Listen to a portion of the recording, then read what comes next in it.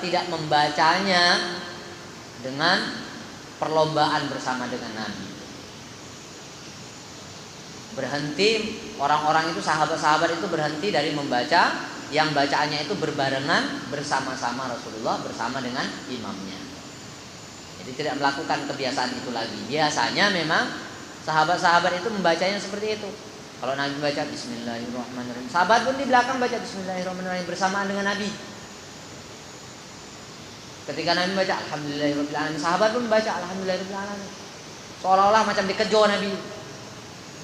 Jadi bacaan yang berbarengan dengan Nabi, seorang makmum yang membaca yang bacaannya itu berbarengan dengan imam, hendaklah dijauhi karena itu tidak disenangi oleh Nabi. Kalaupun mau membacanya di belakangnya, jangan mendahului. Hadis ini adalah hadis yang sudah diterangkan oleh para ulama, dan para ulama juga berselisih mengenai hukum membaca di belakang imam. Sebagian besar ulama dari kalangan sahabat Nabi, dari tabi'in dan orang-orang setelah mereka itu berpendapat bahwa boleh membaca di belakang imam. Ini pendapat Imam Malik, Ibnu Mubarak, Imam Syafi'i, Imam Ahmad dan Ishaq. Ibnu Mubarak juga telah meriwayatkan dalam riwayat yang lain, aku, kata Ibnu Mubarak, membaca dan orang-orang membaca di belakang imam, kecuali, kata Ibnu Mubarak seperti itu, aku membaca di belakang imam itu dan orang-orang pun membaca di belakang imam, kecuali yang tidak membacanya adalah sekelompok orang dari penduduk Kufah. Seorang dari penduduk Kufah. Namun kata Ibnu Mubarak, aku juga berpendapat bahwa orang yang tidak membacanya sholatnya tetap sah. Sholatnya tetap sah. Karena ada di dalam riwayat disebutkan bahwasanya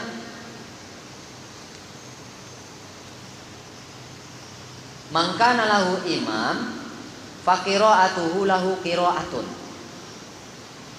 Barang siapa diimami oleh seorang imam, maka bacaan imamnya adalah bacaan untuknya juga. Barang siapa yang berimam, maka bacaan imam itu untuk dia juga. Kemudian itu dasarnya Ibnu Mubarak mengatakan sah sholat orang yang tidak membaca di belakang imam itu. Dia tidak membaca di belakang imam, sah sholatnya. Sebagian ulama sangat keras dalam masalah tidak bolehnya meninggalkan bacaan Fatihatul Kitab dalam sholat, walaupun orang itu berada di belakang imam.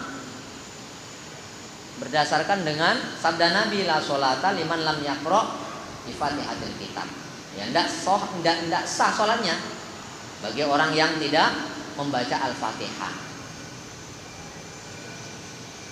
Apakah dia jadi imam kek? Apakah dia jadi makmum? Ini ada ulama yang berpendapat memang dengan sangat keras seperti ini. Tidak boleh meninggalkan bacaan Al-Fatihah. Kalau selain itu boleh ditinggalkan, tidak ada masalah. Yang tidak boleh adalah Al-Fatihah, walaupun dia berada di belakang imam. Kemudian di dalam riwayat yang lain disebutkan bahwasanya Nabi Shallallahu Alaihi Wasallam telah menyampaikan, menurut Imam Ahmad, beliau mengatakan tidak sempurna sholat bagi orang yang tidak membaca Fatihatul Kitab, yakni manakala dia sholat sendirian ataupun dia menjadi imam. Kalau dia jadi imam ataupun dia sholat sendirian, ya tidak sah sholatnya kalau tidak membaca Al-Fatihah. Kalau makmum, Imam Ahmad bin Hambal mengatakan hukumnya sunnat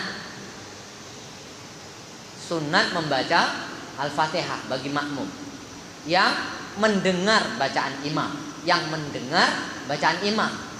yang tidak mendengar bacaan imam, umpamanya di masjid ini mati lampu pada waktu sholat Jumat, di belakang sana kan tak dengar doh apa yang dibaca oleh imam, sampai ke mana dia, sampai di mana dia tak mendengar. Maka yang seperti itu wajib dia membaca Al-Fatihah.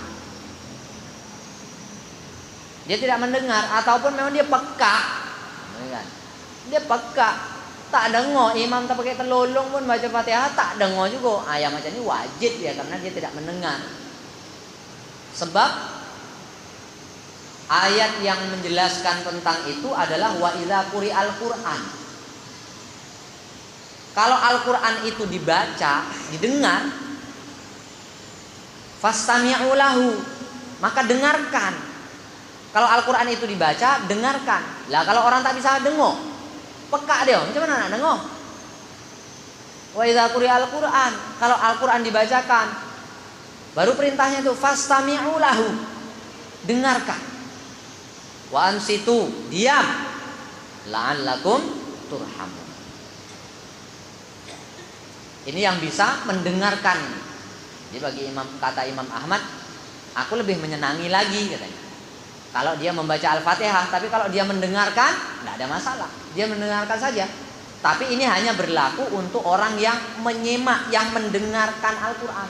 Ketika Al-Quran itu dibaca, dia dengar. Tapi kalau dia ngayal entah kemana-mana, sampai mana nih, tiba-tiba amin, dia sadar bu, alamak amin. Ini tak laku bagi orang yang macam ni. Dia yang laku nih adalah bagi orang yang mendengarkan dengan konsentrasi. Baru itu bisa membebaskan dari kewajibannya untuk membaca Al-Quran, untuk membaca Al-Fatihah.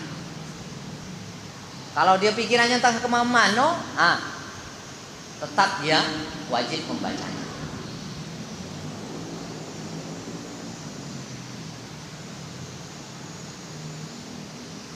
Pendapat yang diambil oleh Imam Ahmad seperti ini. Imam Syafi'i juga mengatakan hal yang hampir mirip dengan hal yang seperti itu. Tapi kebanyakan dalam kaul qadimnya Imam Syafi'i mengatakan bahwasanya sama ada orang itu mendengarkan imam ataupun tidak, wajib dia membaca Al-Fatihah. Itu yang dipegang oleh Ibnu Hazm, oleh Imam Asy-Syaukani. Karena dia rukun. Kalau rukun ditinggalkan, ya tidak sah sholatnya. Kecuali kata Imam Syafi'i.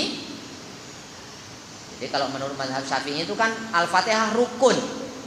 Pengecualiannya bagi makmum masbuk yang ketinggalan bacaan Al-Fatihah demi untuk mengikuti imam yang telah ruku. Ini pengecualiannya pertama sekali bagi makmum yang mendapati imamnya itu sudah ruku dan dia tidak bisa untuk membaca Al-Fatihah walaupun hanya sekedar Bismillahirrahmanirrahim.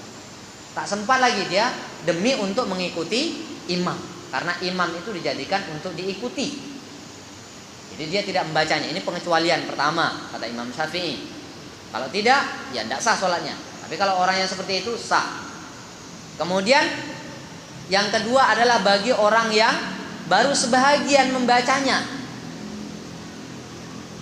Sebahagian baru membacanya karena imam itu laju dia baca ayat. Tak sempat awak nak baca Fatihah. Mungkin dia baca qul huwallahu ahadun Allahu samad lam yalid walam yulad walam yakul lahu kufuwan ahad. Allahu akbar. Mana sempat nak baca Fatihah laju macam tu? Tak cukup. Nah, yang ini juga dikecualikan. Karena dia tidak mampu, karena dia tidak memiliki kesempatan untuk membacanya itu. Ada satu orang sahabat yang ketika Abu Bakrah itu radhiyallahu anhu, ketika dia masuk ke masjid, Nabi dalam keadaan ruku, belum masuk shaf lagi dia. Dia belum masuk shaf, berdiri menghadap kiblat, takbiratul ihram, terus langsung ruku. Lepas selesai sholat, maka Nabi SAW tanya, siapa nih yang buat macam itu? Saya Rasulullah. Yang buat saya. Semoga Allah menambah semangat kamu dalam beribadah. Semoga Allah menambah semangat kamu dalam beribadah. Tapi besok jangan kau ulang lagi macam itu. Jangan dikeulang lagi macam itu. Ini nasihat Nabi. Karena adanya orang, tapi Nabi tidak memerintahkan kepada orang itu untuk mengulangi sholatnya. Karena sudah sah. Dia mendapati imam dalam keadaan ruku, terus dia ikut ruku. Ini pengecualian, dua pengecualian yang dikatakan oleh Imam Syafi'i gugur kewajibannya membaca Al-Fatihah.